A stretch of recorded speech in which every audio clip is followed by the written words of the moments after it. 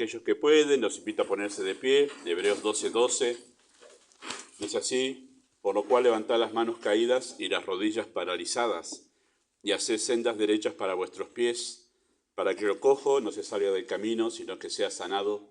Seguir a paz con todos y la santidad, sin la cual nadie verá al Señor. Mirad bien, no sea que alguno deje de alcanzar la gracia de Dios, que brotando alguna raíz de amargura os estorbe, y por ella muchos sean contaminados. No sea que haya algún fornicario o profano como Esaú, que por una sola comida vendió su primogenitura, porque ya sabéis que aún después, deseando heredar bendición, fue desechado y no hubo oportunidad para el arrepentimiento, aunque la procuró con lágrimas. Oramos. Amado Padre Celestial, pedimos tu dirección sobre este tiempo de la enseñanza. Tú puedes obrar más allá de nuestras limitaciones y puedes hacer que tu palabra resuene en el oído espiritual y puedes hablar incluso más allá de lo que hemos de decir en este momento. Así esperamos que tú utilices tu palabra en este tiempo. Oramos en el nombre de Jesús. Amén. Bueno, pueden tomar asiento. Muchas gracias. Bueno, la depresión es la pérdida generalizada del interés originada por una percepción distorsionada, ¿sí?, de la realidad, que mediante un detonante despierta la desesperanza acompañada por profundos sentimientos de tristeza y de melancolía. Eso hemos estado hablando en las últimas dos enseñanzas sobre el tema de la consejería, ¿sí?, el tema de la depresión.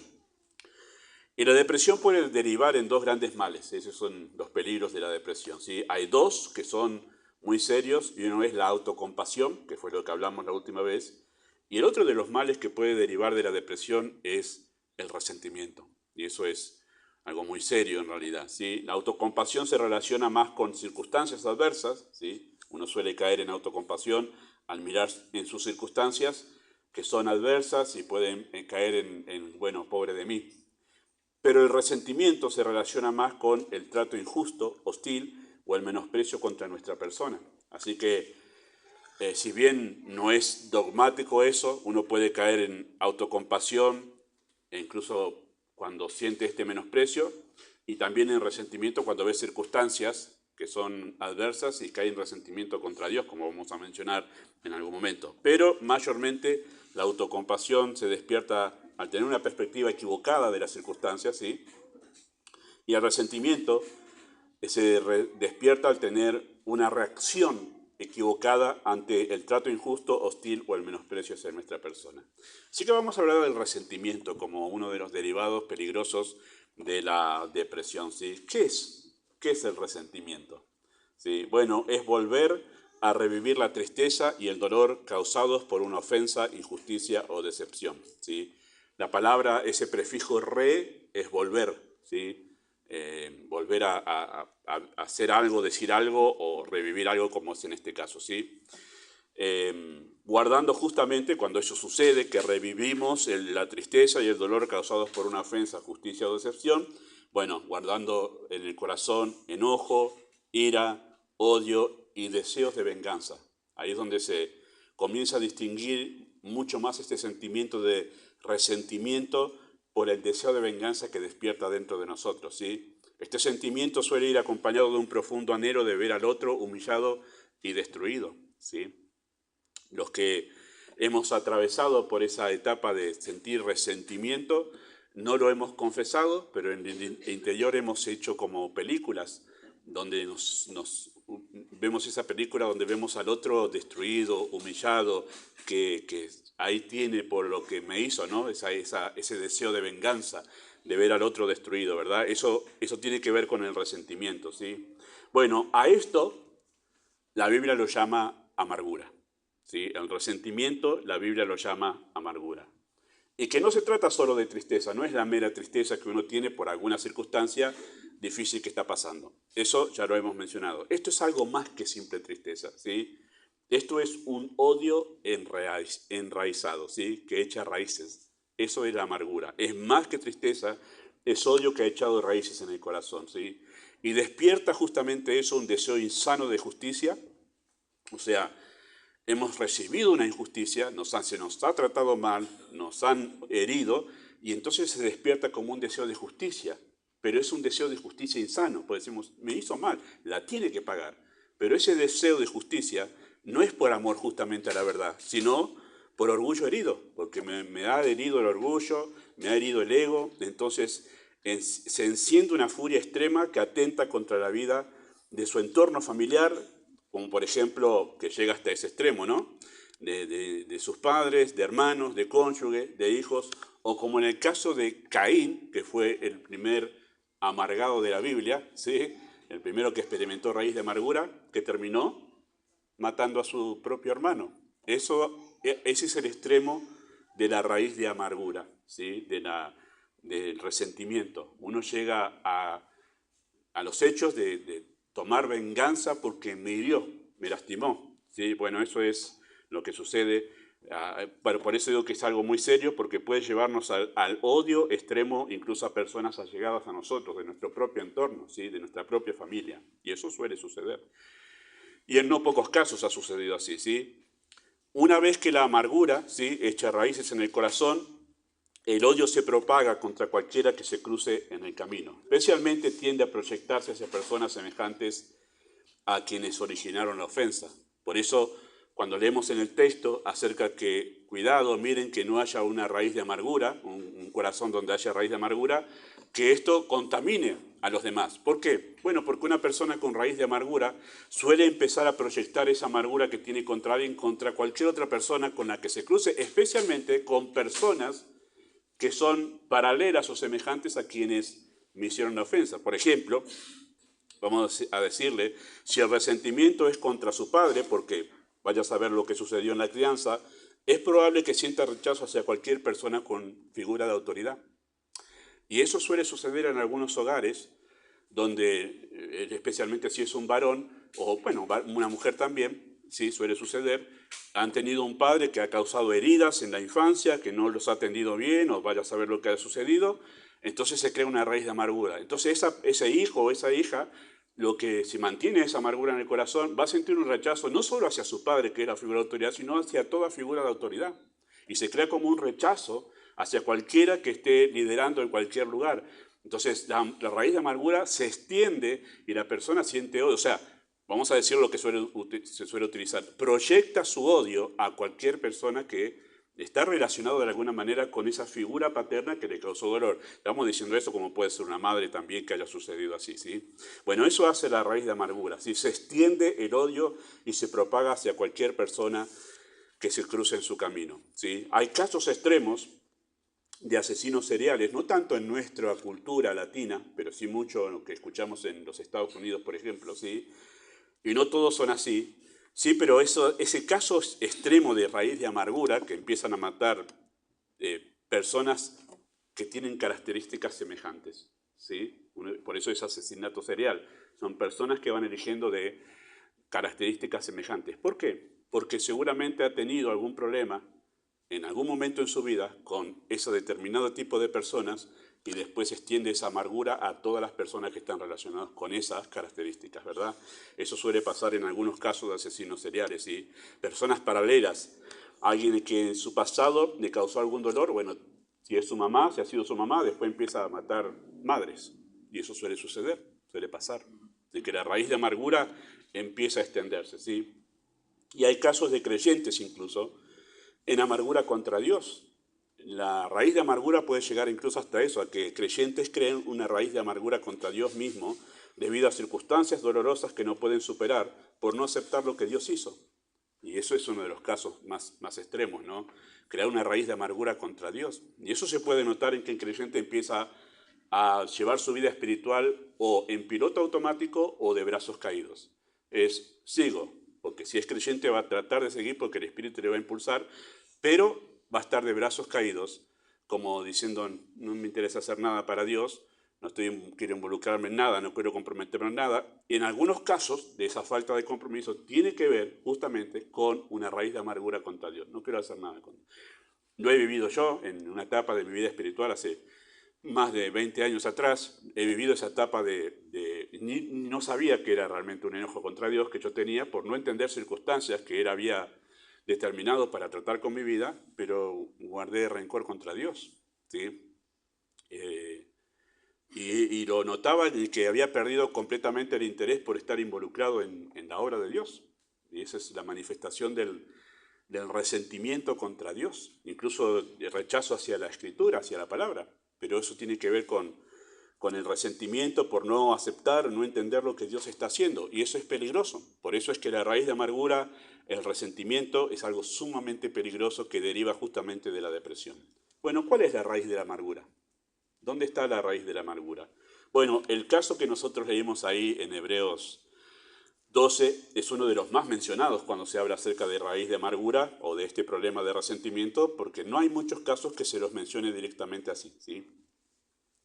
La Biblia dice ahí en ese texto que Esaú era un fornicario y un profano. Son dos palabras que lo califican a él para describir qué clase de persona era, ¿sí?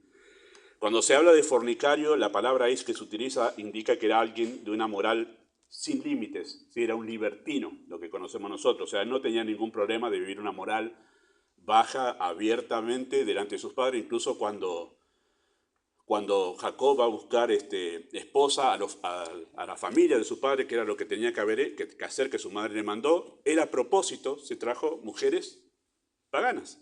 Es como el resentimiento. Si esto no te gusta, yo voy a traer mujeres. Se trajo dos mujeres que eran paganas. Es la actitud del resentido. Y trajo mujeres y vivió de una manera libertina, ¿sí? Con un manifiesto desprecio. Y esa palabra profano es con un manifiesto desprecio por lo santo, ¿sí? Profano, la palabra profano es que pisotea lo santo. Esa es la idea de esa palabra profanar.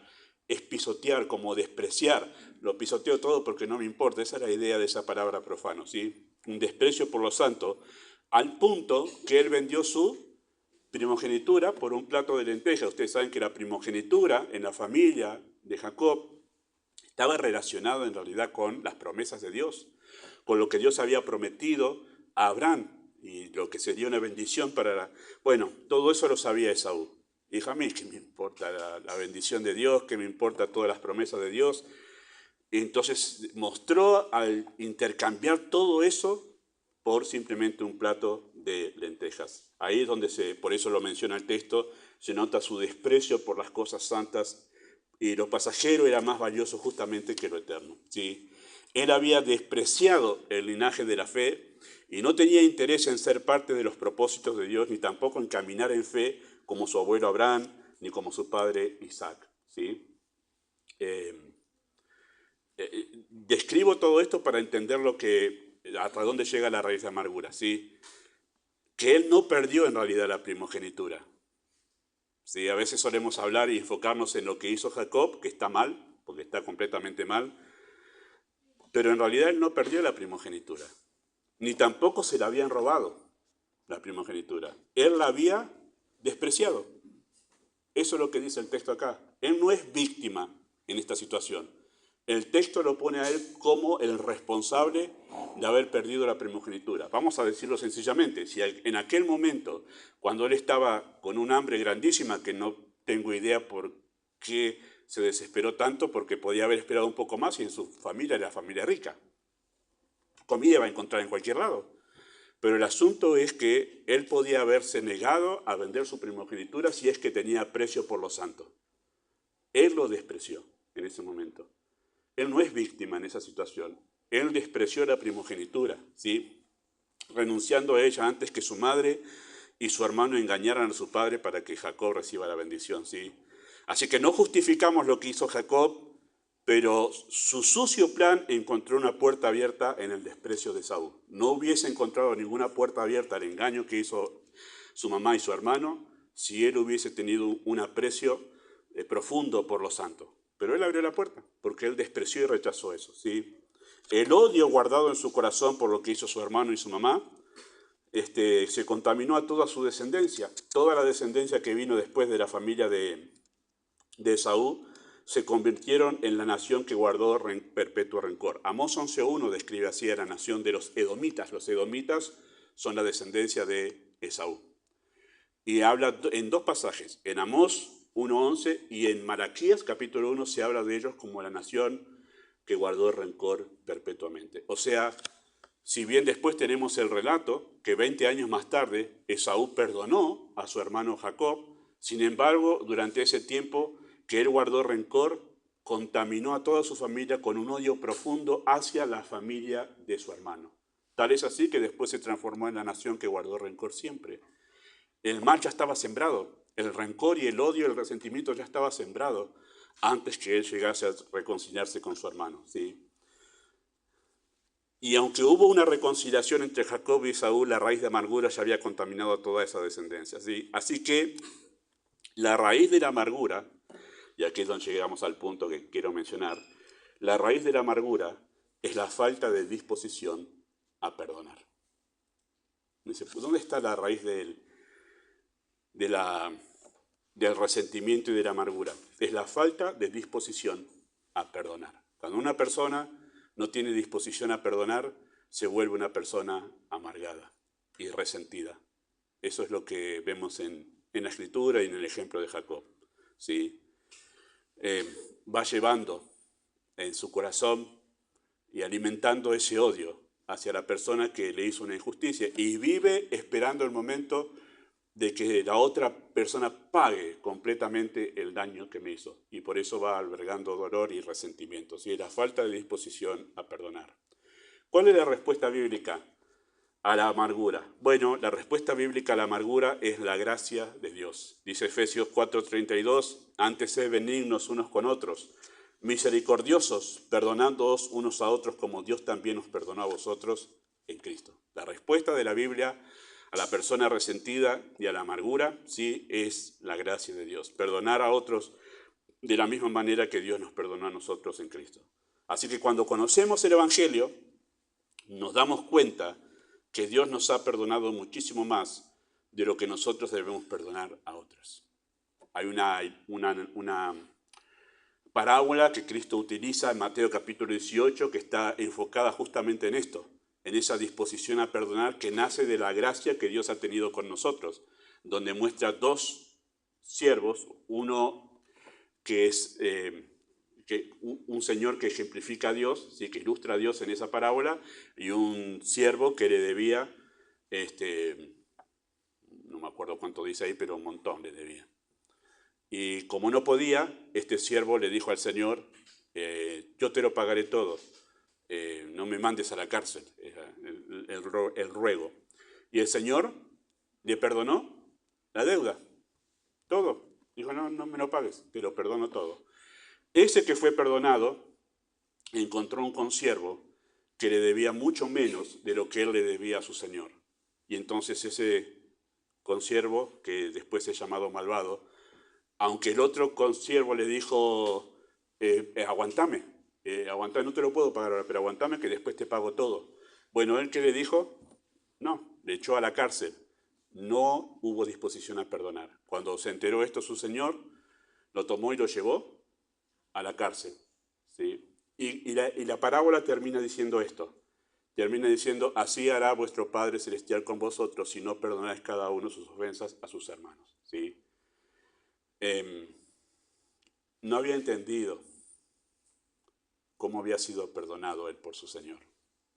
No había comprendido que él había ofendido a su Señor mucho más de lo que ese consiervo lo había ofendido a él. Y la falta de perdón que alberga y da lugar al resentimiento es que nosotros no llegamos a comprender la profundidad del perdón de Dios para con nosotros. Y que lo que nosotros hemos hecho contra Dios es muchísimo, muchísimo más grave de lo que cualquier persona haya hecho contra nosotros. Ese es el problema del resentimiento y de la falta de disposición a perdonar. Nosotros no entendemos cuánto hemos ofendido a Dios y cuán grande ha sido su perdón. Entendemos la grandeza del perdón de Dios cuando entendemos cuán grande ha sido nuestra ofensa contra Él. Y tan grande ha sido nuestra ofensa contra Él que nosotros merecemos el castigo eterno, excluidos de la presencia de Dios para siempre por la ofensa contra la santidad de Dios. Bueno, esa ofensa fue perdonada en Cristo. No la pudimos pagar, pero Cristo la pagó y se nos ha perdonado de pura gracia. Entonces, cuando entendemos eso, nosotros podemos tener la disposición en el corazón a perdonar cualquier ofensa contra nosotros. Y de ahí nace lo que es la liberación del resentimiento, ¿sí? Ninguna ofensa cometida contra nuestra persona es tan horrible y grave como la que nosotros hemos cometido contra un Dios santo. Cuando nosotros llegamos al punto de decir, esto no lo puedo perdonar. Cuando nosotros decimos eso, no lo puedo perdonar, nosotros nos estamos poniendo como más grandes que Dios.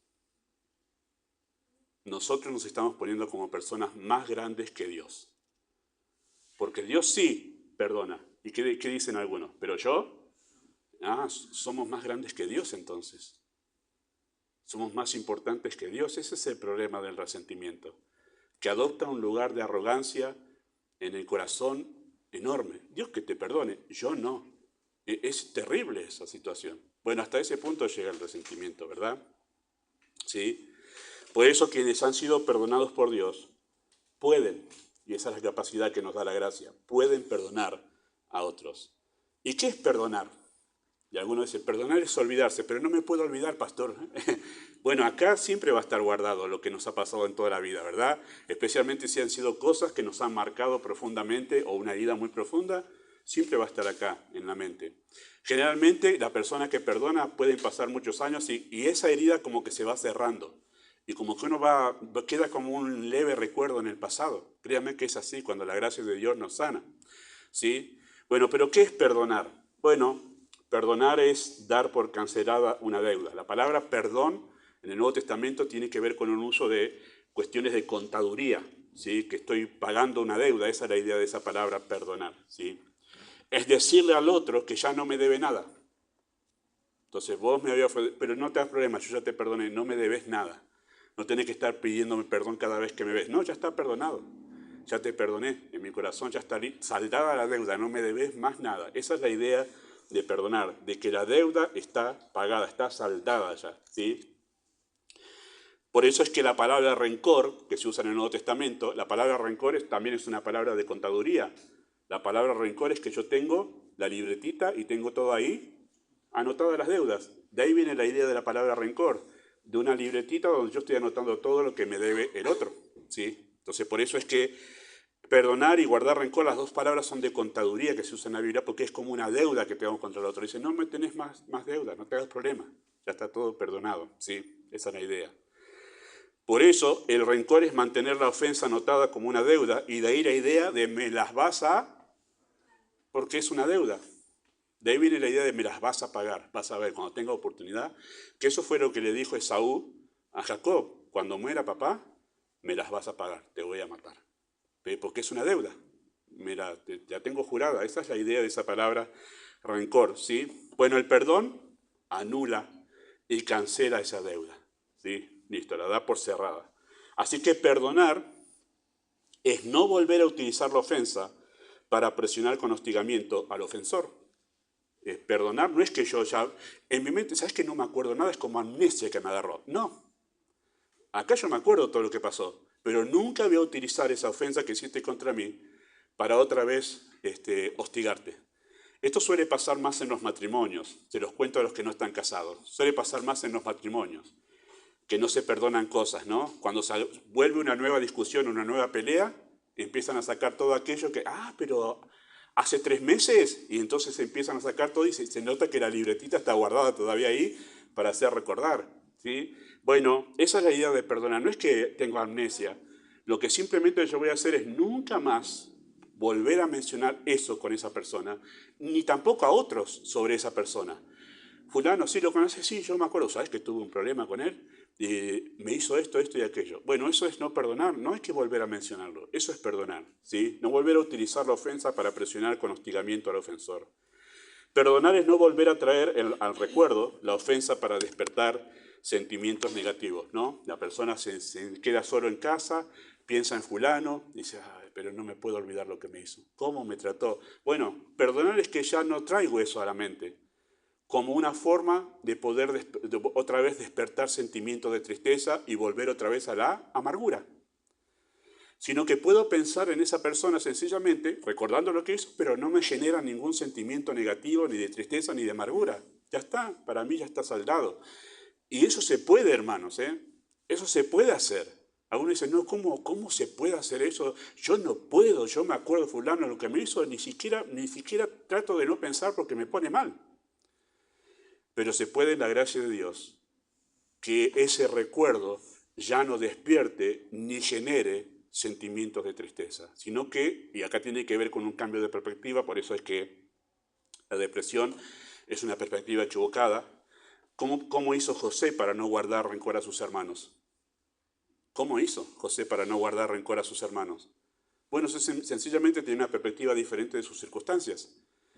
Me hicieron mal, pero Dios lo usó para hacer bien, para tratar con mi vida. Entonces no le generaba tristeza, sino un sentimiento de reflexión. Esto lo usó Dios en mi vida. Trató conmigo, sirvió para hacer esto, aquello, esto y lo otro en mi corazón. ¿Sí? Así que perdonar es no volver a traer el recuerdo de la ofensa que despierta sentimientos negativos. Perdonar es no volver a mencionar la ofensa para desacreditar la reputación del ofensor. ¿Sí? Y perdonamos al que se ha arrepentido y se humilla reconociendo su error. ¿Sí? Pero también podemos perdonar a aquellos que no se han arrepentido. Sí, pero no me pidió perdón. Pero podemos perdonar aunque no nos hayan pedido perdón, ¿verdad? ¿Se puede hacer eso? Sí, se puede hacer. ¿Sí? ¿Qué es lo que Proverbios llama de pasar por alto? La ofensa. Y hay que tener un corazón muy humilde y muy noble para estar dispuesto a perdonar a aquellos que no nos han pedido perdón. Que eso fue lo que Cristo hizo en la cruz del Calvario. Padre, perdónalos porque no saben lo que hacen. ¿Sí? Y por favor, yo voy a aclarar ahí, Cristo no le estaba dando la salvación a esas personas, porque hay ideas raras que se han escuchado por ahí que no, porque Cristo en ese momento les dio la salvación. ¿No viste que los perdonó? No, no le está dando la salvación. Sencillamente está perdonando ese acto que estaban haciendo en ese momento. ¿Sí? Perdónales ese acto. No le estaba dando la salvación, pero la salvación no viene si la persona no se arrepiente y no cree en Cristo. ¿Sí? Pero es interesante que Cristo estaba dispuesto a no guardar rencor contra esas personas. ¿Sí? Ahora, hermanos, hay heridas y ofensas que no podemos pasar por alto, ¿verdad? Hay algunas que sí y hay otras cosas muy serias que no, ¿verdad? Que no podemos pasar por alto. ¿Qué quiere decir que no podemos pasar por alto? Que tenemos que buscar a la persona para llevarla a un arrepentimiento por lo que hizo, ¿sí? Algo muy serio, ¿sí? Cosas serias estamos hablando, ofensas serias, ¿sí? Pero sí lo que podemos nosotros, aunque no estamos dispuestos a pasar por alto, por ejemplo, imaginemos una cosa horrorosa que alguien hace con su familia que viola a una hija suya o un hijo. Usted no puede pasar por alto eso, ¿verdad? Una cosa horrible. Tiene que buscar a la persona para que se arrepienta, para que restaure esa situación y se enfrente su responsabilidad sobre eso. Bueno, pero sí podemos en la gracia de Dios, aunque no podemos pasar ofensas graves, podemos evitar caer en el resentimiento al considerar la soberanía de Dios en nuestras vidas. Y es lo que ha sucedido a través de la historia de la Iglesia con personas, con creyentes que han sufrido situaciones graves como Elizabeth Elliot. ¿Cuántos conocen quién es Elizabeth Elliot? Muy bien. Una de las mujeres, esposa de uno de los 5 misioneros que fueron a predicar el Evangelio a la tribu de los Aucas, ¿sí? Y que en el tercer intento, si mal no recuerdo, de bajar a la zona donde estaban estas tribus, que nadie podía llegar, fueron muertos enseguida, los alanciaron, ¿sí? Bueno, una de las esposas de ellos, que es Elizabeth Elliot, volvió después de hacer duelo, volvió e incluso le predicó el Evangelio al que había matado a su esposo y lo llevó a Cristo. Y después ella desarrolló todo un ministerio muy importante entre esas tribus y que varios de ellos conocieron a Cristo. ¿Cómo se puede hacer eso? ¿Cómo se puede hacer eso? Por la gracia de Dios. La gracia de Dios nos ayuda a nosotros a poder perdonar incluso a aquellos que han hecho cosas horribles como esto que fue matarle a su esposo. Tremendo, ¿no? Bueno, hay que diferenciar, queridos hermanos, entre el amargo rencor y el ser cautelosos con personas peligrosas, ¿sí? Alguien viene a asaltar mi casa, después arrepentido se convierte y después obviamente no es que voy a abrir la billetera delante de esa persona que tiene tendencia a robar. O sea, voy a ser cauteloso de tener los cuidados necesarios, pero la gracia para perdonar va a estar, pero con cautelas, con cuidado. O vamos a usar el mismo ejemplo, con un violador. Si se arrepiente y viene a Cristo y todo lo demás, pero después nos manejamos con cautela, porque evidentemente tiene una tendencia a ciertos pecados que son peligrosos si les abrimos la puerta, ¿verdad? Entonces hay que diferenciar entre el hecho de entre el amargo rencor y el ser cauteloso con personas peligrosas. ¿Sí? Hay ofensas tan graves que, aunque han sido perdonadas, requieren un tiempo de examinación, que es lo que solemos hacer con pecados serios dentro de la iglesia, ¿no? Sí, está todo perdonado, muy bien, pero vamos a examinar para ver si tu arrepentimiento es verdadero. Y eso no es rencor, eso es ser cauteloso para ver si el arrepentimiento es verdadero, ¿sí? Hay algunas que requieren un trato especial prudente debido al dolor causado, ¿verdad? El perdón, queridos hermanos, no justifica la ofensa, pero libera al ofendido de la prisión del resentimiento, ¿sí? El perdonar incluso a personas que no nos han pedido perdón no justifica la ofensa del otro, pero sí nos libra a nosotros de la cárcel del resentimiento, porque el resentimiento es una cárcel que nos tiene atrapados en una completa amargura sin poder nosotros disfrutar de ver la situación desde la perspectiva de Dios y toda la bendición que conlleva una situación amarga en nuestras vidas, ¿sí? ¿A qué conclusión llegamos nosotros? Bueno, que un amargo resentimiento puede ser la evidencia de no ser salvado. Y aquí viene la parte más dramática de la amargura, que puede ser que la persona al guardar rencor, y hago el acento, puede ser, no todos los casos son así, pero puede ser que sea la evidencia de que la persona realmente no es creyente y por eso guarda rencor perpetuamente, ¿sí? Se confiesa creyente, pero puede ser que no lo sea, por eso guarda rencor, porque nunca ha sido perdonado. No experimentó el perdón de Dios, por eso no puede perdonar, no es salvo. Por eso es que Saúl es mencionado entre los ejemplos de aquellas personas que no han alcanzado de Dios, que no han alcanzado la gracia de Dios. Por eso mirad que no haya entre vosotros algunos que no hayan alcanzado la gracia de Dios o que dejen de alcanzar la gracia de Dios. E inmediatamente menciona a Saúl. ¿Por qué lo menciona? Porque no era salvo. Dejó de alcanzar la gracia de Dios. El amargo resentimiento fue la evidencia de que no era una persona salvada. No puede perdonar porque nunca fue perdonado. Interesante eso. No ha experimentado el perdón de Dios. Así que alguien sin Cristo, queridos hermanos, tiene una idea tan sobredimensionada de sí mismo que ve como grave cualquier ofensa y eso demanda una gran pena para saldarla. O sea, la persona no puede perdonar porque se cree tan importante, que ninguna ofensa está dispuesta a perdonar. Ese es el problema de la persona sin Cristo. Es tan serio lo que me han hecho a mí, cuando dice me lo han hecho a mí, yo me creo tan grande que no puedo perdonar ninguna ofensa porque yo soy muy importante. Eso es lo que se lee entre líneas. Por eso es interesante que el pasaje que tratamos la semana pasada o la otra semana acerca de la autocompasión, la respuesta que Cristo tiene a la autocompasión es el desafío de tomar la cruz. ¿Se acuerdan? Es el Evangelio. La respuesta a la autocompasión es el Evangelio. Toma la cruz, muere a ti y sígueme. Y es interesante que la respuesta bíblica al tema del resentimiento es el Evangelio también. Es ser perdonado para poder perdonar.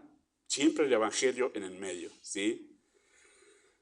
El rencor que profundiza la amargura habla de un orgullo muy grande que necesita la humillación del Evangelio para salvación. Cuando no estamos dispuestos a perdonar, el problema no es que me han hecho una herida muy grande, es que tengo un orgullo tan grande que se sensibiliza ante cualquier ofensa. Ese es el problema del rencor y el resentimiento. Mi orgullo es tan grande que no estoy dispuesto a perdonar nada porque todo me hiere. ¿Y qué necesitamos ahí? La humillación del Evangelio, que nos enternece el corazón para poder perdonar a otros aunque nos hagan una herida muy grande. El Evangelio siempre está ahí para darnos un corazón diferente al corazón de carne y de piedra. Solo el Evangelio puede liberar de la cárcel de resentimiento a un alma amargada por no querer perdonar. Siempre el Evangelio, siempre la cruz. Amado Dios, oramos en esta tarde pidiendo que tu gracia obre a través de esta enseñanza. Tú la uses de manera poderosa para llevar a aquellos que viven en resentimiento y no pueden perdonar a su papá, a su mamá, a su hermano, cualquier otra persona que los ha herido en la vida, que ellos puedan ver el perdón poderoso, abundante e inmenso que hay en el Evangelio para que puedan perdonar también a otros. Que pedimos tu gracia sobre esto en el nombre de Jesús.